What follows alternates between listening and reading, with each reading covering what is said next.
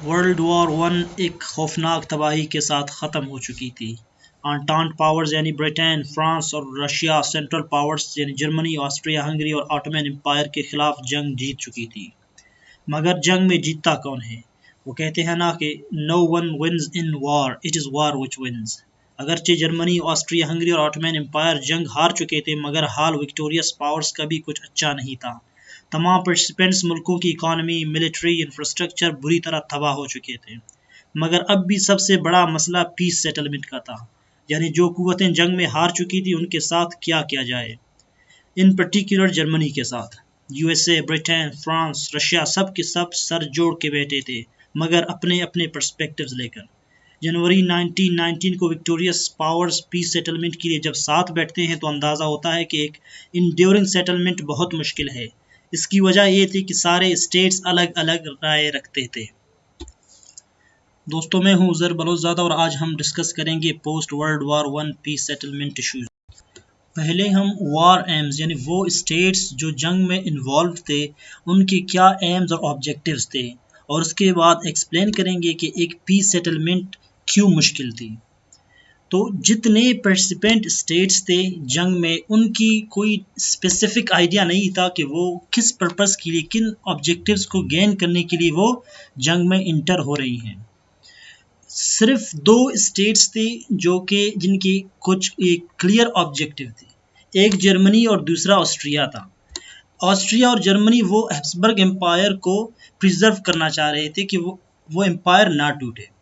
लेकिन दूसरे स्टेट्स जब वॉर प्रोग्रेस होती रही, आगे जाती गई, तो उन्होंने अपने ट्रूप्स को इनकरेज करने के लिए उन्हें कुछ ऑब्जेक्टिव्स दिए। जिस तरह कि ग्रेट ब्रिटेन के पीएम लियोर्ड जॉर्ज कहते हैं, वो अपनी एक स्पीच 1980 में वो स्पीच डिलीवर करते हैं और कहते हैं कि हमारा जंग में इंटर होने का मकसद डिफेंस ऑफ डेमोक्रेसी थी, यानी हम डेमोक्रेसी को डिफेंड करना चाह रहे हैं। और वो इनजस्टिसेस जो फ्रांस के साथ किए गए हैं उनके खिलाफ फ्रांस को हक देना। फ्रांस के दो टेरिटोरीज एस्लेस और लोरियन, ये दो टेरिटोरीज थे जो कि 1871 में जर्मनी ने फ्रांस से ऑक्युपाई कर लिए थे। ये उनसे जब ऑक्युपाई हो गए तो फ्रांस के पास इतना पावर नहीं था कि वो उनको वापस ले सके। और दूसरे जो पॉइंट्स उसने एक्सप्लेन किए लियोर्ड जॉर्ज ने, वो एक रेस्टोरेशन ऑफ बेल्जियम और दूसरा सर्बिया।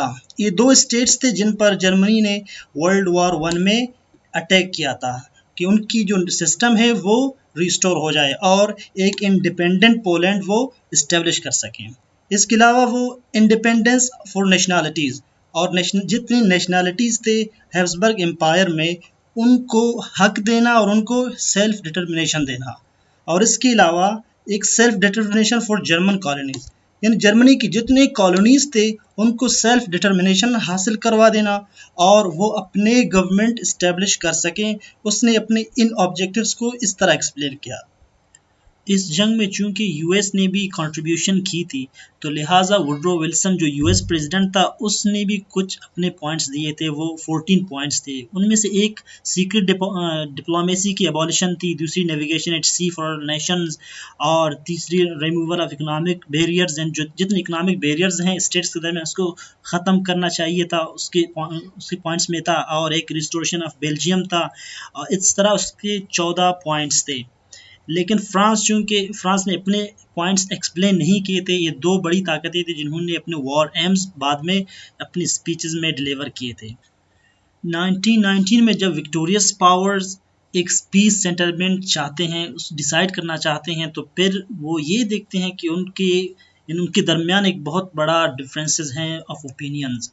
कोई कुछ चाहता है, कोई ताकत मतलब उसके खिलाफ अपना डिसीजन लेना चाहता है।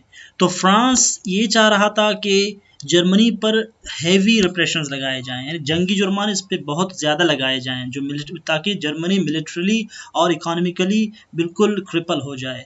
क्योंकि जर्मनी ने फ्रांस पर 5 बार से ज़्यादा, यानी 3 से 5 बार तक उस पर अटैक कर चुका था, इन्वेड कर चुका था। इसीलिए फ्रांस चाहता था कि जर्मनी इकोनॉमिकली और मिलिट्रीली इतना ज़्यादा कमज़ोर हो जाए कि वो फिर कभी फ्रांस पे दोबारा उस पर अटैक करने का ना सोचे, और फ्रांस की जितने नुकसानात हुए हैं जंग में वो उनको सिक्योर कर सके और रिकवर कर सके। जबकि ब्रिटिश प्राइम मिनिस्टर वो थोड़ा फ्लेक्सिबल था जर्मनी की तरफ।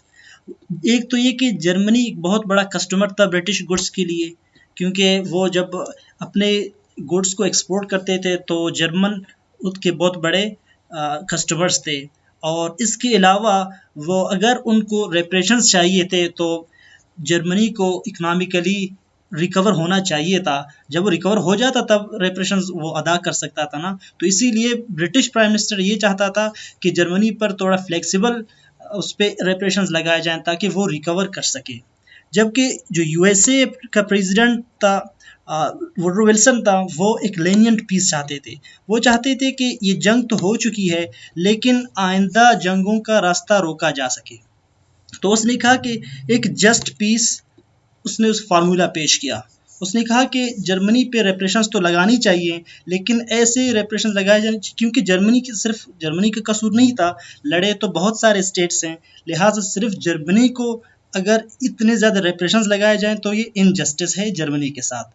तो उसने इसके अलावा क्या किया, उसने कि उसके पास वैसे एक कंट्रोल भी था, अथॉरिटी भी थी। अगर वो चाहता तो उसके पास जो लॉसेस थे सिविलियंस के और उनकी प्रॉपर्टीज़ के, वो सिर्फ उनके रेपरेशन लगाए जाते थे, बजाय कि वो होल वार कास्ट, यानी वार में जितनी ज़्यादा नुकसान हुए हैं, जितनी कॉस्ट वहाँ पे स्पेंड हो चुकी थी, उनका रेपरेशन का लगाने के बजाय उस पर जितने लॉसेस थे सिविलियंस और उनकी प्रॉपर्टीज़ की, वो उनको रेपरेशन में शामिल कर सकते। इसके अलावा वुडरो विल्सन ने सेल्फ डिटर्मिनेशन की बात की।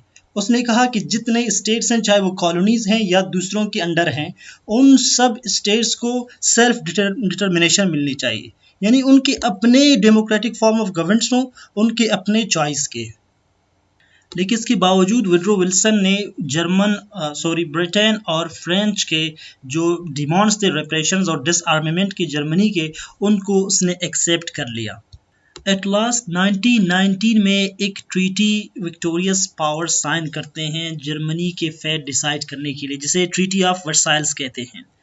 वर्साइल्स में ये एक मोस्ट कंट्रोवर्शियल सेटलमेंट है, यानी ये इतना ज़्यादा कंट्रोवर्शियल है कि जितने स्टेट जो एलाइड फोर्सेस में थे, यानी विक्टोरियस पावर्स के अपने जितने स्कॉलर्स थे, वो भी इसको कंट्रोवर्शियल कहते हैं। वो कहते हैं कि इतने ज़्यादा रेपरेशन जर्मनी पे लगाए गए जो कि लगाने चाहिए नहीं थी।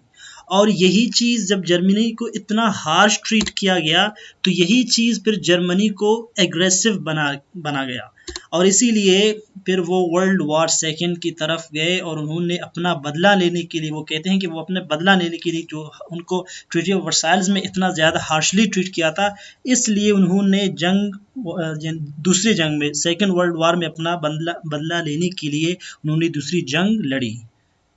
और यूं हिटलर ने एक और जंग की बुनियाद रख दी।